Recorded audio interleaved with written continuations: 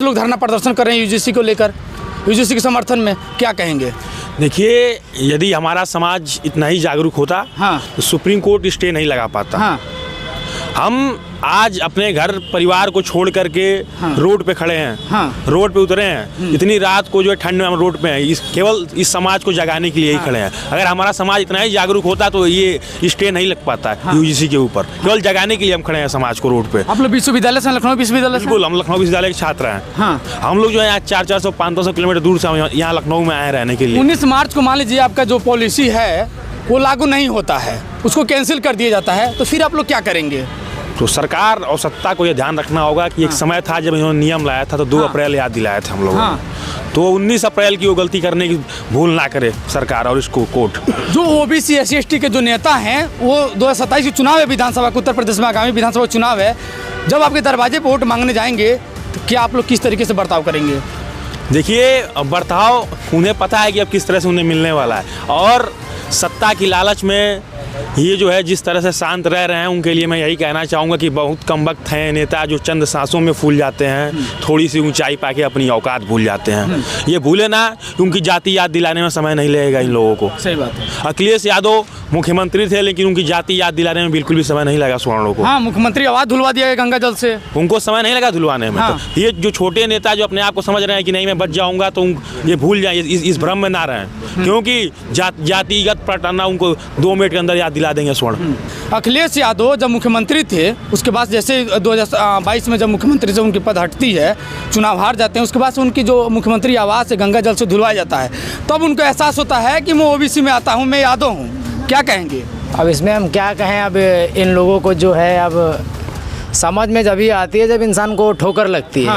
अभी जैसे अखिलेश यादव गए थे, उनके बाद मंदिर धुला गया। फिर एक यादव समाज के लड़के ने चोटी रखी, तो उसकी चोटी उखाड़ दिए, तो बोले कि यादव समाज के व्यक्ति एक भागवत कथा कर रहा था, उसका चोटी नोच लिया गया, उसके सर पे पेशाब कराया गया। ब्राह्मण समाज की एक औरत उस पे पैर छू ली थी, बस वजह यही था। तो वजह ये नहीं है, उनको डर इस बात का है कि आज इन्होंने चोटी रखी है, कल को कथा कहेंगे, तो कहीं ना कहीं उन्हें डर है कि इनकी दुकानें बंद हो जाएंगी। बस सबसे बड़ा डर यही है। दिलीप भैया, जिस तरीके से देखा जा रहा है IIT जैसे संस्थाओं में से भेदभाव होती है, आर्टिकल 13 और 17 जो हमारा संविधान हमको हक अधिकार दिया है, भेदभाव होती है, बच्चे IIT जैसे संस्था छोड़ देते हैं, क्या कहेंगे आप? भाई, यूजीसी एक्ट की आवश्यकता ही इसीलिए पड़ी जब शिवम सोनकर को एडमिशन नहीं लिया गया, उसको भगा दिया गया, उसने धरना दिया, तमाम लोगों ने उसका सपोर्ट किया, तो उसको जाकर के एडमिशन मिला। अभी लखनऊ में BVU में एक छात्र है, अनुसूचित जात धोबी बिरादरी का था, वो करीब 25 दिन तक लगातार धरने पर बैठा रहा, और जिस प्रशासन ने उसके ऊपर मिथ्या आरोप लगा करके, गलत आरोप लगा करके उसको निकाला था, उसी प्रशासन ने उसके धरने के कारण घुटने टेके और उसको पुनः से निर्दोष करार देते हुए वापस उनको लेना पड़ा। तो जो जातिगत भेदभाव कैंपस के अंदर है, उसी भेदभाव को समाप्त करने के लिए अगर ये यूजीसी एक्ट 2026 लाया गया तो उसका सभी वर्गों को सम्मान करना चाहिए। अच्छा, जिन जातियों ने इसका विरोध किया, सवाल ये उत्पन्न होता है स्वतः, या तो वो इनका जातिगत उत्पीड़न कर रहे होंगे, तो उस एक्ट से वो घबरा करके उसके विरोध में सड़कों पे उतरे, और प्रधानमंत्री तक को तेलिया और मुख्यमंत्री जाति सूचक गाली भी दी गई, उनको गालियां दी। कहा गया, जैसे गांव में कहा जाता है कि तेली समाज के जो लोग होते हैं उनका सुबह में आप मुंह देख लेंगे तब पूरा दिन खराब होगा। गालियां तो खैर इनके तुलसीदास ने भी दी। जय वर्णाधम तेल कुम्हारा, सुपज के रात कोल कलवारा, इस तरह की चौपाइयां लेके, मतलब इनकी परंपरागत वर्चस्ववाद इनका परंपरागत है। गालियां सुनते आ रहे हैं शुरू से ही। नहीं, ये गालियां SC/ST OBC को देते आ रहे हैं, और SC/ST OBC के लोग चूंकि अशिक्षित थे, इसलिए उन्होंने उनको अध्ययन नहीं किया और उसको स्वीकार कर लिए, उस ढोंग पाखंड आडंबर को स्वीकार करके उन्हीं के शरणागत रहे। और अब नवयुवकों में चेतना आई है, और उसी चेतना का परिणाम है कि आज लखनऊ विश्वविद्यालय के छात्र निकले हैं, कल BVU के छात्र निकलेंगे।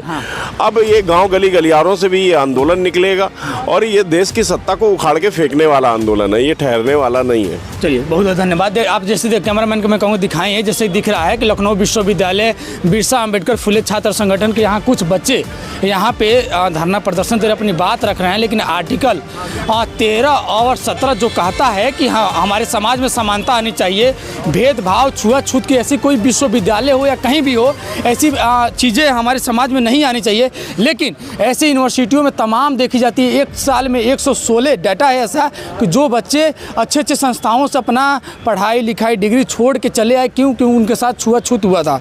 लेकिन खैर बात विषय तो यूजीसी को लेकर है, जो 13 जनवरी को उत्तर प्रदेश खास करके इंडिया में पूरी लगी थी। लेकिन कुछ बच्चे लखनऊ विश्वविद्यालय के जो यहाँ धरना प्रदर्शन दे रहे हैं, जो अपना यूजीसी के समर्थन में कह रहे हैं कि यूजीसी जो नियम है बहुत ही अच्छा है, हमारे साथ भेदभाव होता है, ये लागू होनी चाहिए पूरे देश में। लेकिन सुमर जाति